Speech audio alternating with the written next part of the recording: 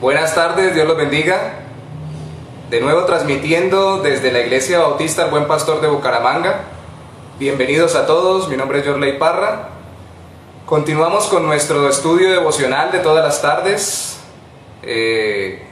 Todavía no hemos finalizado mayo del 2020 y hemos comenzado el día de ayer la carta de Santiago, carta universal o dirigida a los creyentes dispersos.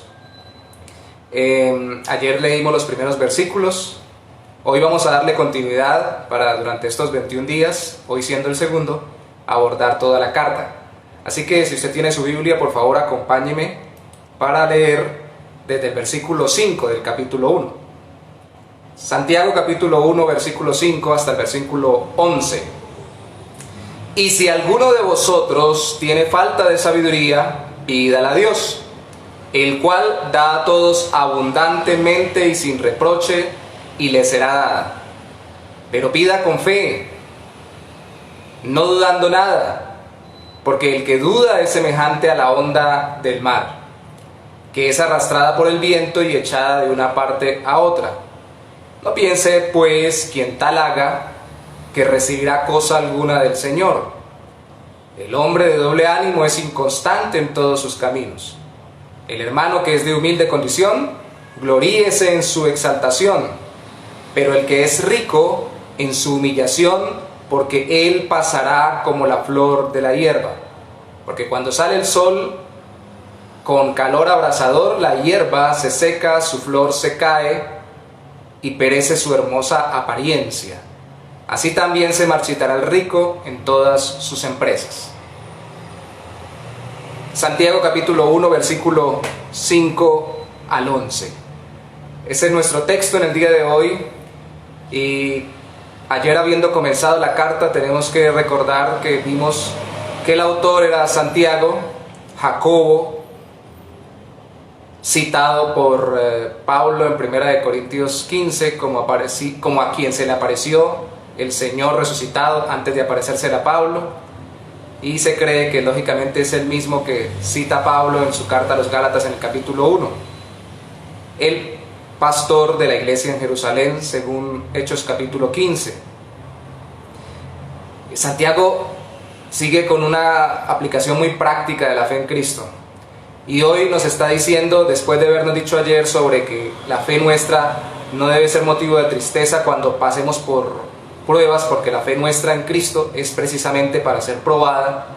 Debemos alegrarnos porque nuestra fe nos va a permitir pasar las dificultades y más bien entonces debemos aplicarla a nuestra vida para desarrollar paciencia en cada área.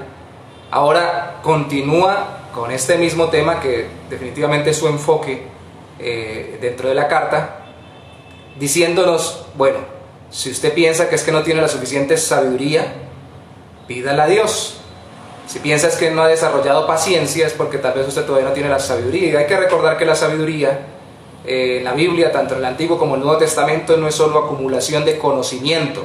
La sabiduría, más que tener conceptos en la mente, información en el corazón, es la capacidad de usar la información, los conceptos que se tienen, especialmente de acuerdo a la voluntad del Señor, en la vida práctica. Entonces, si usted piensa, dice allí, que una prueba, continuando con el tema de ayer, lo va a doblegar, que siente que no es capaz de pasarla, que se está entristeciendo y no está generando paciencia en medio de la prueba, siente que no sabe cómo aprovechar esa circunstancia para crecer en la fe, en esa área, y desarrollar paciencia, pues pídale a Dios sabiduría. El texto nos dice, Dios da a todos abundantemente y sin reproche, le será dada. O sea, no hay creyente en Cristo que haya clamado a su Padre Celestial por la guía del Espíritu Santo, conforme la palabra de Dios nos lo recuerda hoy, pidiéndole a Dios sabiduría en medio de su situación concreta, que Dios no le haya contestado.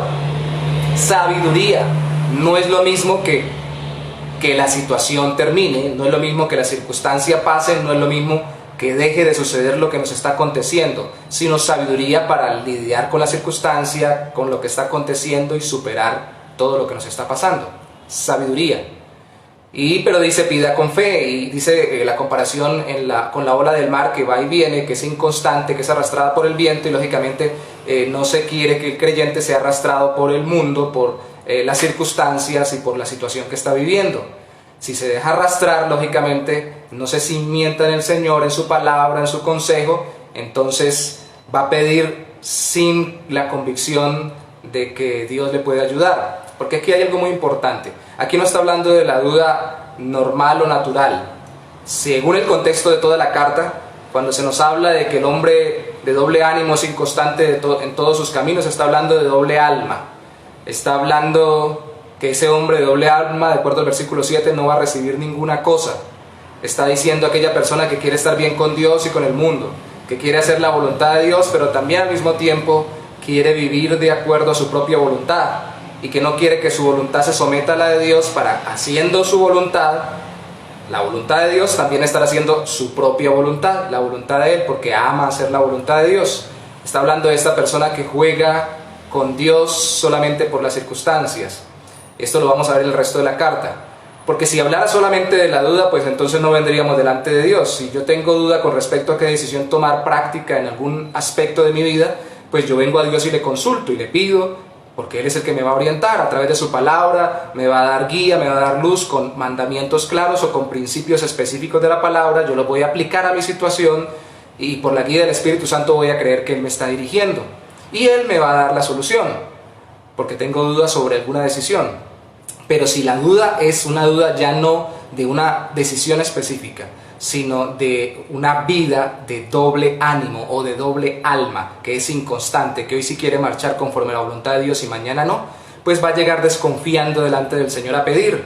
Y va a pedir solo para que se le libre de su circunstancia y no para que se le dé la sabiduría de Dios, que es para toda circunstancia. Esto se nos muestra bien claro, porque no solamente se nos recomienda a pedir con fe, es decir, confiando en el Señor, y si yo no quiero vivir conforme a la voluntad del Señor, pues no confío en Él y no voy a pedirle con fe, sino que también se nos muestra un ejemplo de lo que es la sabiduría, porque dice: el hermano que es de humilde condición, es decir, que tiene pocos recursos económicos, gloríese en su exaltación, pero el que es rico, que tiene muchos recursos económicos, en su humillación, porque él pasará como la flor de la hierba, y luego explica: cuando sale el sol, con el calor abrasador, la hierba se seca, su flor se cae, se perece su hermosa apariencia, así también se marchitará el rico en todas sus empresas. O sea, vendrán circunstancias, eso lo que quiere decir es que vendrán situaciones que pueden hacer que lo que hemos forjado se nos derribe o se nos destruya. Por eso cuando tenemos poco, no debemos gloriarnos o gozarnos o estar satisfechos solo por tener... no enfocarnos o gloriarnos en estar siendo pobres, siendo satisfechos por no tener nada, porque realmente no tener nada lo que nos lleva es, o tener pocos recursos, lo que nos lleva es a deprimirnos. Y a veces nosotros nos enfocamos tanto en el problema de lo que no tengo, sea en cualquier área, lo que me hace falta, que no nos gloriamos en lo poco en que Dios nos está exaltando, lo bueno que nos está dando, así sea poco en medio de mucha dificultad. Y entonces vivimos con poca sabiduría del Señor y realmente nos enfocamos es en el gran problema con las grandes circunstancias terribles de escasez que tenemos. Pero igual cuando tenemos gran abundancia nos enfocamos en todo lo bueno que tenemos, en tantos recursos que tengo, en tantas posesiones, en tantas posibilidades, en tantas gestiones que estoy haciendo, y no nos enfocamos, que es lo que nos dice la sabiduría divina, cuando tenemos tantas cosas, en lo que yo pueda ser humillado, es decir, en lo que pueda aprender a ser humilde. Entonces, porque el que está sufriendo de mucha escasez tiende a menospreciarse, y el que está sufriendo de mucha abundancia tiende a autoexaltarse. Y la sabiduría divina nos dice: aprenda a balancear su corazón, no se deje llevar por la depresión, pero tampoco se deje llevar por la soberbia o por el orgullo o la altivez. Si tiene muchas dificultades, mire lo que Dios le está dando, mire lo bueno que le entregue, miren aquello en que Dios lo exalta, así sea una cosa en medio de muchas dificultades, gócese en ello y aférrese a lo que Dios le está dando y dele gracias.